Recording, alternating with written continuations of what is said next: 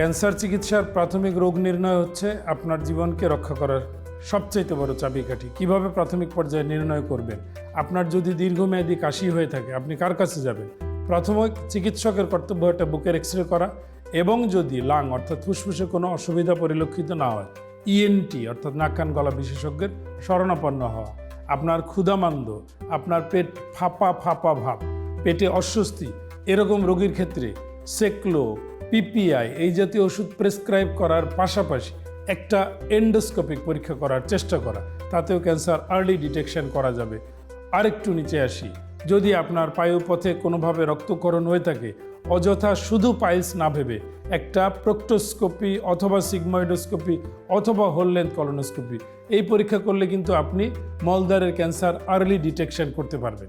এই ordinary but very essential পরীক্ষাগুলো করলে কিন্তু আপনি যে ক্যান্সার ডিলেইড নির্ণয় করছেন, ক্যান্সারকে আপনি নাম্বার কমাতে পারবেন না, কিন্তু আর্লি ডিটেকশনের মাধ্যমে সুপরিকল্পিত এবং খুবই আলট্রা মডার্ন চিকিৎসা বাংলাদেশে বসেই অফার করা সম্ভব।